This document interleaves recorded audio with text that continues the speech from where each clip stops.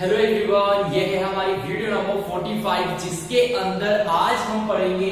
बहुत दिनों से हम पढ़ रहे थे एडवर्टाइजमेंट की ये फायदे हैं, ये अच्छाइयां हैं, इससे सेल्स बढ़ जाती है, बहुत सारी अच्छी अच्छी बातें कर रहे थे। आज हम क्या करेंगे, एडवर्टाइजमेंट की कुछ कमियों के बारे में बात करेंगे, यानी कि आज हम बात करेंगे डिसएडवांटेजेस ऑफ एडवर्टाइजमेंट की, यानी कि एडवर्टाइजमेंट की क्या क्या लिमिटेशंस है।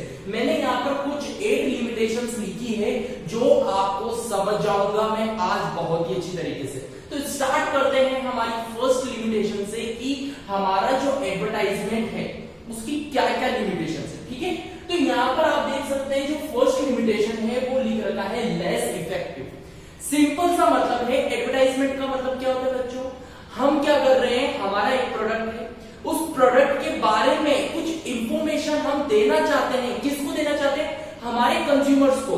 तो हम क्या कर रहे हैं, टेलीविजन के थ्रू, न्यूज़पेपर के थ्रू, मैगजीन्स के थ्रू, किसके थ्रू, रेडियो के थ्रू, इनके थ्रू क्या कर रहे हैं, हम मैसेज पहुंचा रहे हैं हमारे कंज्यूमर को, हमारे प्रोडक्ट की जानकारी दे रहे हैं ताकि हमारे कंज्यूमर्स मेरे प्रोडक्ट के बारे में जाने, समझे और उसको पसंद करें और मार्केट में जाके उसको परचेस करें। इसलिए मैं एडवर्टाइजमेंट करता हूं।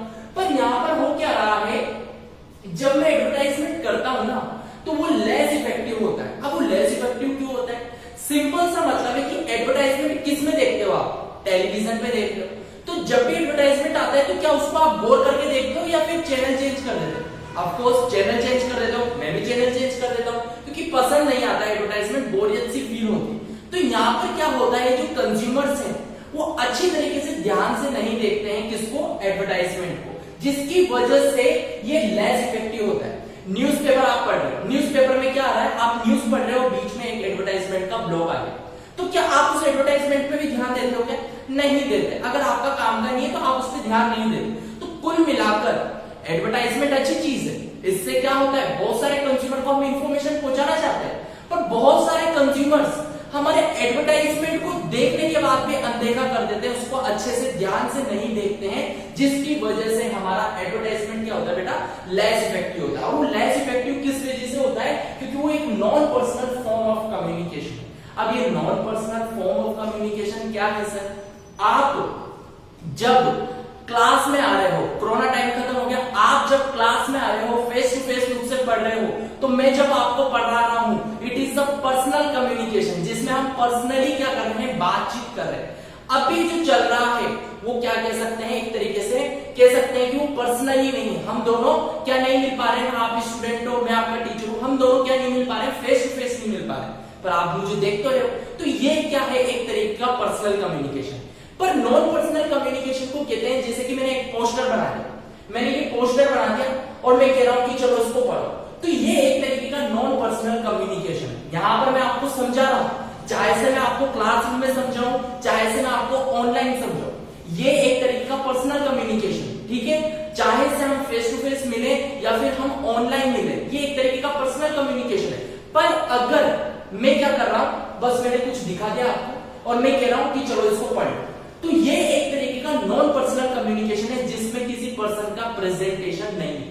तो यहां पर क्या होता है, हमारा एडवर्टाइजमेंट भी कुछ इसी तरीके का होता है। जब हम न्यूज़पेपर में कोई एड देखते हैं तो वहां पर वो कोई एड हमको समझाता है क्या, हमको खुद को ही रीड करना पड़ता है, हमको खुद को ही समझना पड़ता है। तो इसी की वजह से बहुत सारे लोग उसको ध्यान से नहीं पढ़ते हैं, जिसकी वजह से ये लेस इफेक्टिव होता है। दूसरा यहां पे लिख रखा है डिफेक्टिव सेल्स ऑर्गेनाइजेशन।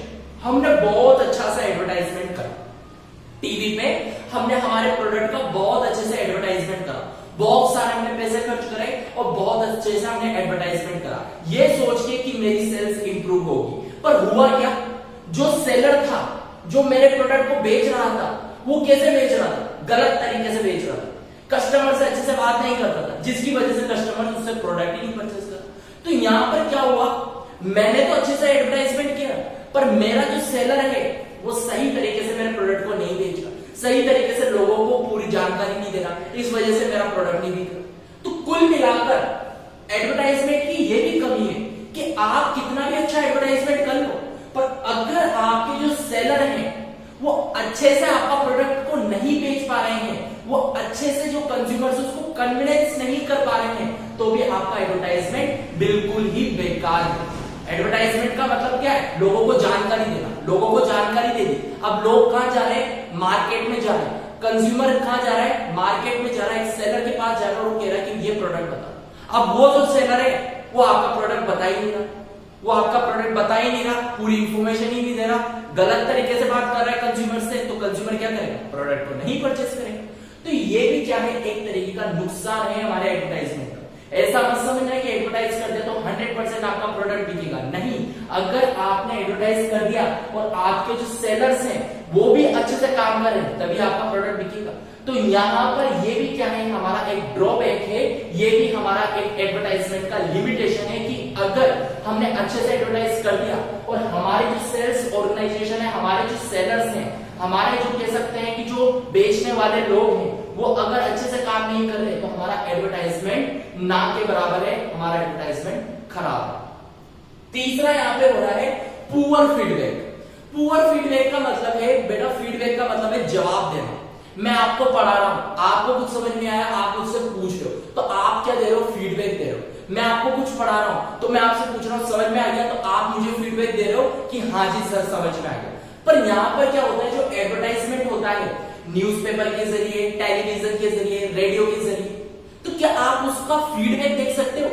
आपने एक एडवर्टाइजमेंट देखा, फिर आपको लग रहा है कि यार ये एडवर्टाइजमेंट अच्छा नहीं है यार, इसमें कुछ और करना चाहिए था, तो क्या आप फीडबैक दे सकते हो कंपनी को? नहीं दे सकते हो। टेलीविजन पे कैसे फीडबैक दोगे? न्यूज़पेपर पे एक एडवर्टाइजमेट आया, तो न्यूज़पेपर पे एडवर्टाइजमेंट आया तो आपको पसंद नहीं आया, तो क्या आप उसमें फीडबैक दे सकते हो कि यार मुझे ये चीज अच्छी नहीं लगी, आप प्लीज इसको चेंज कीजिए? ऐसा आपका ख्याल आ रहा है तो क्या आप उस पर एडवर्टाइज यानी कि कह सकते हैं फीडबैक दे सकते हो? नहीं दे सकते। तो यहाँ पर हमारा जो एडवर्टाइजमेंट है इसका तीसरा क्या है? Disadvantages poor feedback. यहाँ पे हमको वापस फीडबैक नहीं मिलता। हमने हमारे प्रोडक्ट का प्रमोशन कर दिया, हमने हमारे प्रोडक्ट को एडवर्टाइज कर दिया टीवी के जरिए, न्यूज़पेपर के जरिए, मैगजीन्स के जरिए, रेडियो के जरिए, मीडिया के जरिए, तो यहाँ पर हमने एडवर्टाइज तो कर दिया पर लोगों का जवाब ही हमारे पास नहीं आ पा रहा। क्यों नहीं आ पा रहा? क्योंकि यहाँ पर क्या होता है? ये वन वे कम्युनिकेशन है। बस हम टीवी पे क्या होता है? वन वे कम्युनिकेशन होता है। वन वे कम्युनिकेशन का मतलब क्या है? जिसमें आप बस देख रहे हो, सुन रहे हो, पर कुछ बोल नहीं सकते दूसरे पर्सन से, ये वन वे कम्युनिकेशन। तो यहाँ पर क्या है? एडवर्टाइजमेंट का ये हमारा लिमिटेशन है, ये हमारा ड्रॉबैक है, ये हमारा क्या है? डिसएडवांटेजेस। क्या? Poor feedback. उसके बाद फोर्थ पॉइंट है लो क्वालिटी प्रोडक्ट। अगर आप एक ऐसा प्रोडक्ट बनाते हो जो कि लो क्वालिटी, आपने सोच रखा है कि यार मैं इतना लग्जरियस प्रोडक्ट नहीं बना सकता, मैं एक क्वालिटी का प्रोडक्ट नहीं बना सकता, मेरा तो प्रोडक्ट में क्या बनाऊंगा? लो क्वालिटी का ही बनाऊंगा, क्योंकि मेरा तो बजट वैसा ही है, क्योंकि मैंने तो बस ऐसी ही मशीन्स लगा रखी है जो कि लो क्वालिटी के प्रोडक्ट्स को बना सकते। तो अगर आपका जो प्रोडक्ट है वो लो क्वालिटी का है और आप क्या कर रहे हो? उस लो क्वालिटी के प्रोडक्ट को अच्छा बताकर एडवर्टाइजमेंट में क्या करो? अच्छा बताकर बेच रहे हो, तो एक बार तो कंज्यूमर परचेस कर लेगा पर दोबारा आपका प्रोडक्ट कभी भी नहीं परचेस करेगा। और जो कंज्यूमर्स आपका एक बार ही प्रोडक्ट परचेस कर लेगा और उसको पता चल गया कि कंपनी ने तो मेरे साथ क्या किया है? धोखा किया है, घटिया क्वालिटी के प्रोडक्ट को अच्छा प्रोडक्ट बता के बेचा गया है, मेरे का तो नुकसान किया है, तो वो क्या कर सकता है? आप पे केस भी कर सकता है। तो ये भी क्या है बेटा? एक तरीके का डिसएडवांटेजेस है इसका एडवर्टाइजमेंट का। क्या बोल रहा हूं मैं? Low quality product. आपकी कंपनी लो क्वालिटी प्रोडक्ट बनाती है, अब उस लो क्वालिटी प्रोडक्ट को आप क्या कह रहे हो? एडवर्टाइज कर रहे हो टीवी पे, तो उसमें आप बहुत अच्छा बता रहे हो कि भैया हमारा तो प्रोडक्ट बहुत अच्छा है, पर असल में क्या है? लो क्वालिटी का है। तो अगर आप इस तरीके से एडवर्टाइजमेंट करते हो तो वो आपके लिए खतरनाक हो सकता है, क्योंकि अगर ऐसा एडवर्टाइज करके आपने प्रोडक्ट बेच भी दिया तो कोई ना कोई कंज्यूमर आप पे केस कर सकता है कि सर एडवर्टाइजमेंट में तो बहुत अच्छा बता रखा था पर रियलिटी में ये घटिया प्रोडक्ट है और इसने क्या किया है? मिसलीड करा है किसको? इंफॉर्मेशन को, गलत इंफॉर्मेशन देके इस प्रोडक्ट को बेचने की कोशिश की है, हम आप पे केस करेंगे। तो ऐसा हो सकता है, तो हम कह सकते हैं कि लो क्वालिटी प्रोडक्ट के लिए एडवर्टाइजमेंट एक अच्छा जरिया नहीं है। ठीक है, तो ये कुछ हमने 4 क्या पढ़े हैं? हमारे डिसएडवांटेज पढ़े हैं, बाकी की 4 यहाँ पर पढ़ लेते हैं इनको भी सही से। यहां पे लिख रखा है lake of appropriate media. Lake of appropriate media का मतलब बोल रखा है बच्चों कि जब आप एडवर्टाइजमेंट करना चाहते हो तो आपके पास बहुत सारे तरीके हैं। टीवी पे आप कर सकते हो, न्यूज़पेपर पे आप कर सकते हो, मैगजीन्स पे आप कर सकते हो। उसके साथ साथ कह सकते हैं कि जो ऑनलाइन मेथड है आजकल बहुत ज्यादा फेमस है, जैसे कि यूट्यूब, उसके जरिए भी आप कर सकते हो। पर अगर आपने सही तरीके का मीडिया नहीं चुना, सही तरीके का एडवर्टाइजमेंट का जरिया नहीं चुना, तो आपका एडवर्टाइजमेंट नहीं चलेगा और आपके प्रोडक्ट की बिक्री ज्यादा नहीं होगी। अब ये क्या है, थोड़ा एग्जांपल देके समझाओ। तो सपोज करो एक कंपनी है जो कि क्या करती है बेटा, बच्चों के लिए पेंसिल्स बनाती है, जो पेंसिल होती है ना बच्चे लिखते हैं, तो वो बनाती है। अब वो पेंसिल्स बना रही है और वो एडवर्टाइज किस पे कर रही है बेटा, न्यूज़पेपर पे कर रही है। उसके ऑडियंस क्या है, पेंसिल को परचेस करने वाले कौन से लोग हैं, वो बच्चे हैं। अब वो बच्चों का पेंसिल का पैकेट का एडवर्टाइजमेंट वो न्यूज़पेपर पे दे दे, तो क्या बच्चे न्यूज़पेपर पढ़ते हैं? सबको पता है नहीं पढ़ते हैं। तो क्या बच्चों को पता चलेगा कि मार्केट में कुछ ऐसी भी पेंसिल आती है? नहीं पता चलेगा। तो क्या कंपनी अपने प्रोडक्ट को ज्यादा बेच पाएगी? नहीं बेच पाएगी। तो गलती क्या हुई, एडवर्टाइज तो किया है पर गलती क्या हुई, गलती ये हुई है कि लैक ऑफ एप्रोप्रिएट मीडिया, हमने सिलेक्ट नहीं करा है सही तरीके का मीडिया। तो यहां पर जो हमारा प्रोडक्ट है उसी तरीके से हमको देखकर समझकर अच्छी तरीके से सही मीडिया को सिलेक्ट करना पड़ता है। अब हमारा प्रोडक्ट है कौन सा, पेंसिल का। तो पेंसिल कौन यूज करते हैं, बच्चे। बच्चे क्या देखते हैं, टीवी। टीवी में कौन सा चैनल देखते हैं, कार्टून नेटवर्क। तो अगर एक कंपनी को अपने प्रोडक्ट को एडवर्टाइज करना है और वो एक पेंसिल है, तो उसको टेलीविजन पे करना चाहिए और टेलीविजन पे भी उन चैनल्स पे करना चाहिए जो कि बच्चे देखते। तो उससे बच्चों को इंफॉर्मेशन जाएगी और जब बच्चे कहां पर जाएंगे, पापा मम्मी के साथ ग्रोसरी आइटम्स परचेज करने जाएंगे या फिर स्टेशनरी जाएंगे, तो वहां पर क्या कहेंगे, नहीं नहीं पापा मेरे को तो वो वाली पेंसिल दिखाओ, मैं तो वही हूं।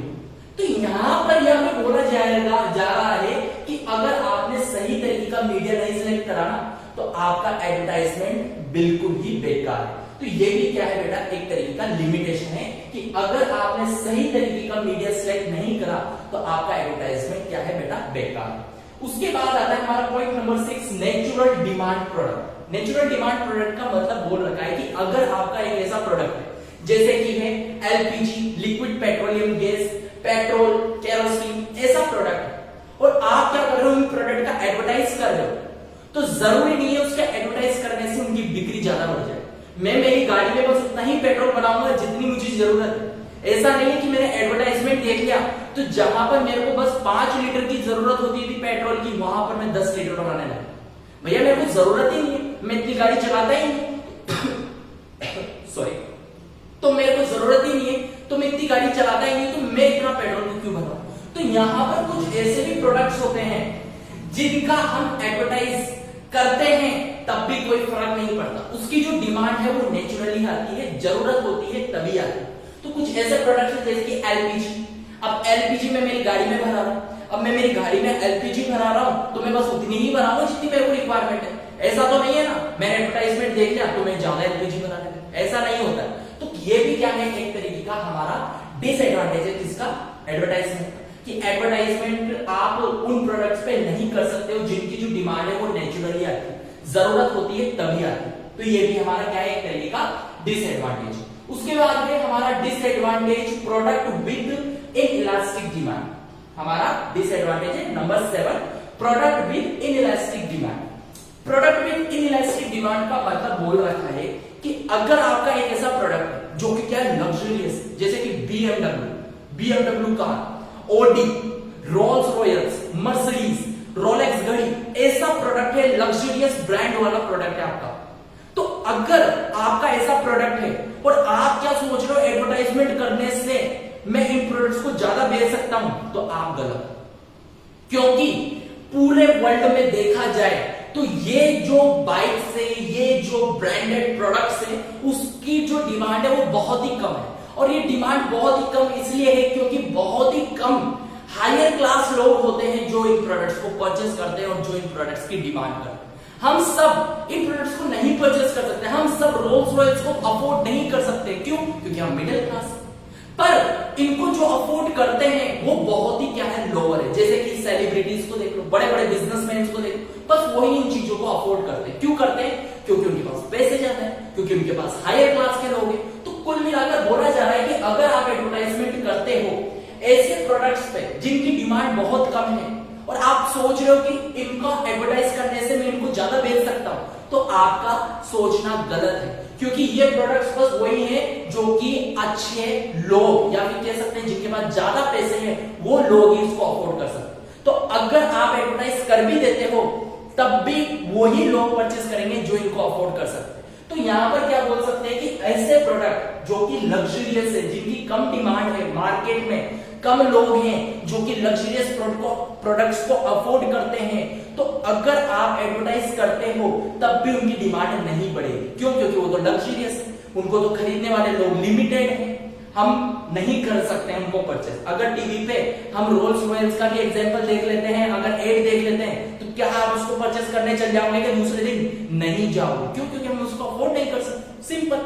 तो ये भी क्या है बेटा, एक तरीके का डिसएडवांटेज है किसका? हमारा एडवर्टाइजमेंट का, कि भैया अगर आपका प्रोडक्ट लग्जरियस है और आप सोच रहे हो कि यार मेरे प्रोडक्ट की डिमांड कम है, मैं ज्यादा बेचता हूं, एडवर्टाइज कर देता हूं, तब भी आपका प्रोडक्ट ज्यादा नहीं बिकेगा, क्योंकि उसको खरीदने वाले लोग लिमिटेड हैं, कम हैं, जो उसको परचेस कर सकते हैं, उसको अफोर्ड कर सकते हैं। और लास्ट हमारा डिसएडवांटेज है हमारा एडवर्टाइजमेंट का, जो कि है point number 8, lack of flexibility.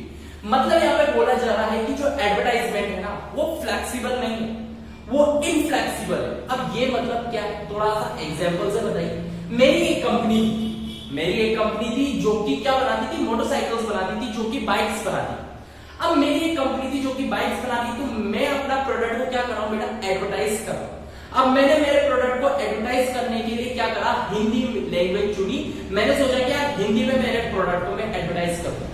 अब मैंने मेरे प्रोडक्ट को एडवर्टाइज कर दिया, वो टीवी पे आ गया एडवर्टाइजमेंट, लाखों करोड़ों लोगों ने उस एडवर्टाइजमेंट को देखा, बहुत सारे लोगों को एडवर्टाइजमेंट पसंद आया। तो बहुत सारे ऐसे भी लोग थे जिनको हिंदी समझ में ही नहीं, बहुत सारे ऐसे लोग थे बस जिनको इंग्लिश ही समझ में आती थी, उनको हिंदी नहीं समझ में, बहुत सारे ऐसे लोग थे जिनको बस मराठी समझ में आती थी, तमिल समझ में आती थी, पंजाबी समझ में आती थी, तो उनको भी हिंदी नहीं समझ में।